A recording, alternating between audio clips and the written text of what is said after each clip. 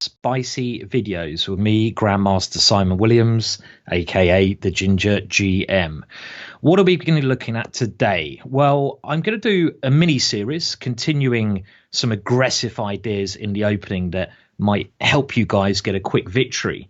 And in this game and the following 3 or 4 games, we're going to take a look at an opening which is very interesting, very aggressive, and extremely romantic.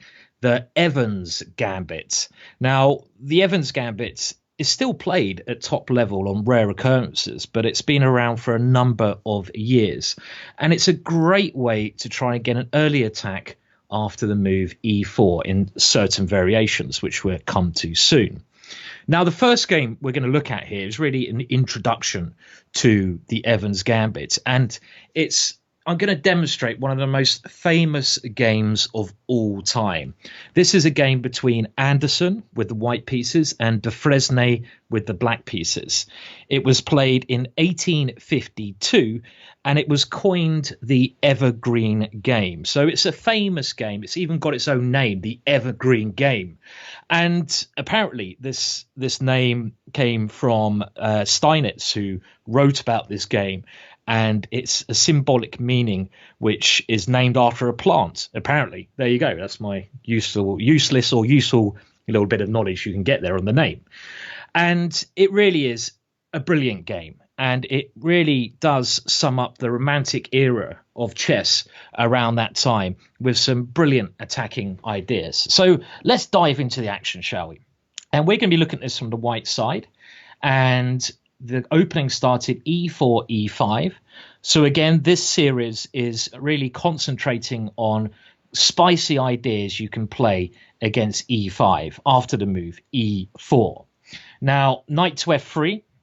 And of course, we've looked at other moves in my spicy series. We looked at the King's Gambit and the Danish Gambit. So I would recommend you check those ideas out as well. But after knight to f3, knight to c6 is the main move. Now, bishop c4, and here we're going to concentrate on bishop c5. Now, the other move that black plays here, knight to f6, has been looked at in my previous videos on the Max Lang attack. And again, I give a very aggressive option for white against this knight to f6 move. So we've covered that in previous videos. But bishop to c5 is now a very common answer from black. Black develops a piece and he stops any of these annoying ideas with knight g5 because the queen can snap that piece off. Now, the Evans Gambit is now with the move b4.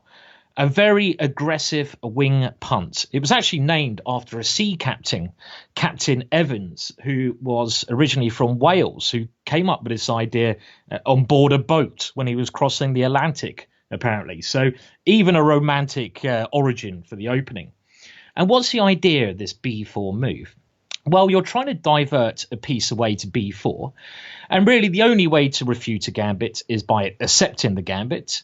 Later on, we will have a look at bishop b6, but the only real challenge is bishop takes b4.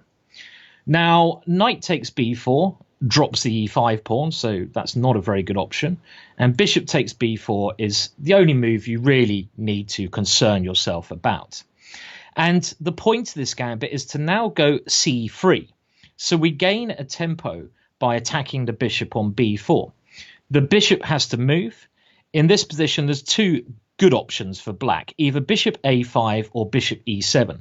And we'll look at these in a future video because they really require a bit of theory, a bit of explanations.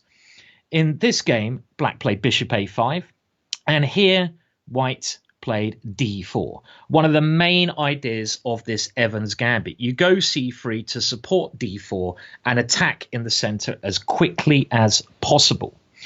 Here, black captured on d4. There is one other option, which again we'll look at later on, and that is d6. But taking on d4 is clearly critical because the pawn on c3 is pinned. But we're playing in a romantic fashion. We're trying to destroy our opponent. Let's not care about pawns. Whenever you're sacrificing gambiting, and if you want to be one of these romantic attacking players, you have to really play with a bit of like lack of respect to material and a bit of a flamboyant way. You know, don't care about material, just attack, attack, and attack. And the way white plays this is really nice because every move is pretty much a forwards move and every move has a purpose. And the one thing to bear in mind throughout this video is timing. If you play a gambit, timing is so key. You can't waste tempo. You don't care about your opponent taking pawns. You just develop at the speed of light. So with all that in mind, white now castled.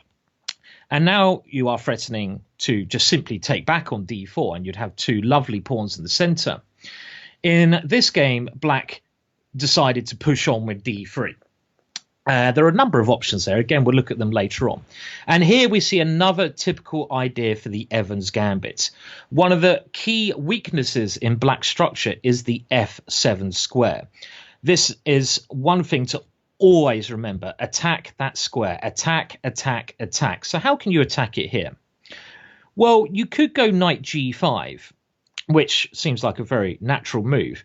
But against this move, black can play knight to h6, defending that pawn. And he's getting ready to castle. We don't want our opponent to castle here. A better idea is queen b3. Again, attacking f7, but stopping the defensive idea of knight to h6, because now we're not blocking the bishop, so the bishop can simply eliminate that defensive piece on h6 with a very big attack here. So after queen b3, black has some difficulties defending f7.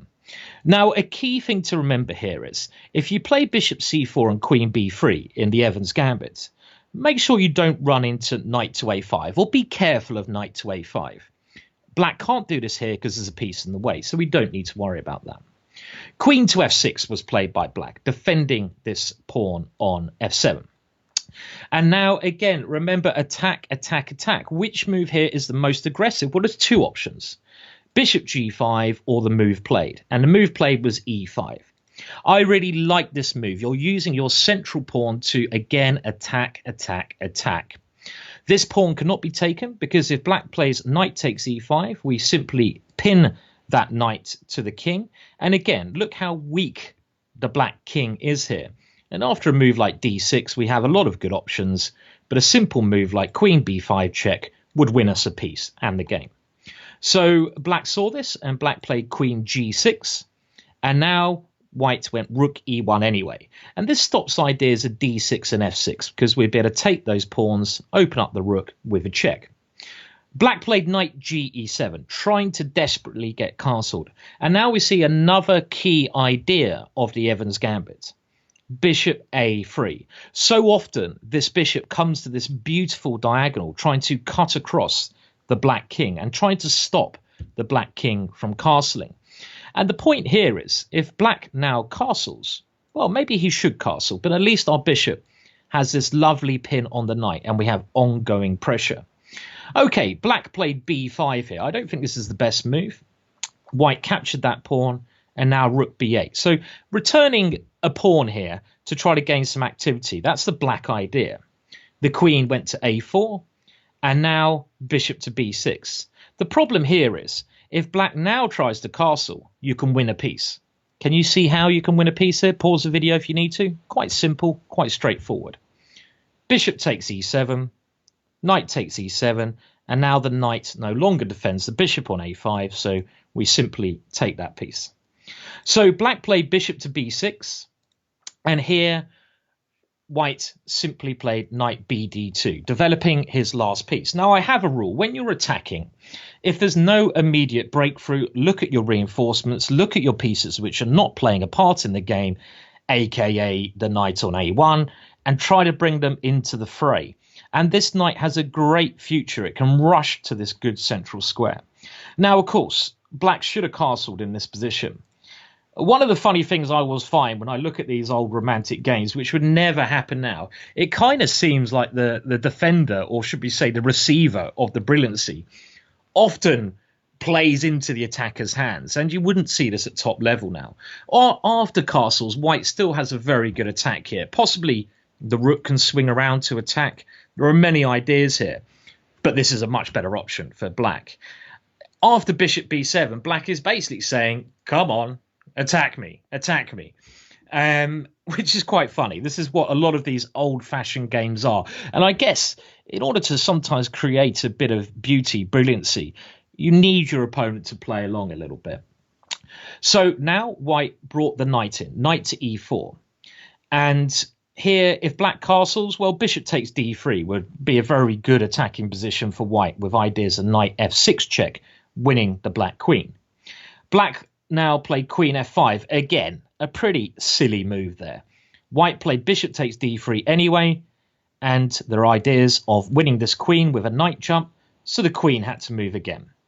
And now we come to an amazing combination, and this is one of the most famous combinations in the history of chess, and one of the reasons that this game is the evergreen game. Now, white could have played a move like knight g3, leading to a good position, but I really love the way white plays this. Every move is a forwards move, and when you're attacking, you've got to seize the initiative, seize your opportunity to launch your pieces. All of white's pieces are very well placed, so why not throw them into the mix? Knight to f6 check. An extraordinary check there. The idea is to open up this baby on e1. Come on, rook, join in the fun. Well, of course, black has to take the knight, and now pawn takes f6. And look at the pressure against the knight on e7. Black plays a good move here, rook g8, trying to start a counterattack against the white king. And now there's only one piece not playing a part in the attack, the rook on a1. And I think at this moment, Anderson, who was considered the unofficial world champion in 1852, he won a very important tournament in London in 1851, and this really confirmed his position as the world number one. I think he saw the end of the game now, and he wanted to create a piece of art. I mean, a move like bishop takes e7 looks very strong, but he went rook a d1 with a very interesting idea in mind. Black now fell into the trick. He played queen takes f3, and things look very scary for white because there's a threat of queen takes g2. Now, can you see why this rook was moved to d1? An absolutely brilliant combination coming up, and I won't blame you if you don't see the end of it. First of all, rook takes e7 check, and this is aiming to release the queen towards d7. Black captured the rook, knight takes e7. If the king moves, well, then rook takes d7 check is going to lead to a winning position for white. You can't really take that rook because there's either bishop f5 leading to a mate. You can have a look at how that's going to be mate at home, or bishop e4 simply winning the queen. And after king c8, there's a very nice move here. Quite a hard move to see. Can you see the move here? Remember, you can't take the queen at the moment because the rook is on g8. Pause the video if you need a bit more time here. Rook to d8 check. What an absolutely stunning idea. The point is, if rook takes rook, we take the queen because we get rid of the pin on our g-pawn. And if any other move occurs here, well, we're going to have a checkmate position. For example, king takes d8, and now we can play bishop e2 check, simply winning the queen. I'll let you guys try to work out what would happen if knight takes rook occurs. So I'm not going to... You have to use your own brain now and again, guys. Anyway, going back, in the actual game, black decided to play knight takes e7. And now a fantastic idea. A beautiful idea. And something that, Anderson must have seen in advance. Can you spot the idea? I mean, this is so nice. It is a forced checkmate now in 4 moves. And if you see this, well, you are on your way to being a world champion in 1852. Queen takes d7 check, giving up more material. Now that queen has to be taken. What is the point of this? Well, we have an ambush with the bishop and a double check. Where would you move that bishop? Again, pause the video now if you need a bit more time. You should be able to find the checkmate now. Look for double checks. Bishop f5 check is the correct square because now the king can't come to e6. And it's double check from the bishop and the rook. You have to get out of the check. Beautiful stuff. If the king goes to c6, it's checkmate in 1 move. Can you see how? I'm not even going to tell you. Well, the king moved to e8 in the game, and now it's checkmate in 2 moves. Bishop d7 check, and wherever the king goes, king f8, bishop takes e7, checkmate. Look at that checkmate, those powerful bishops. It really is some artistic scene there with those bishops destroying the black king. And even though white so much material down, every piece played a part in the attack. And that's why this game was considered one of the most famous games of all time, the evergreen game. And I think that is a great introduction to the Evans Gambit.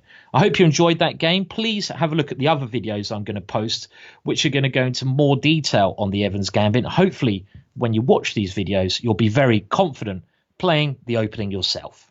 Bye for now.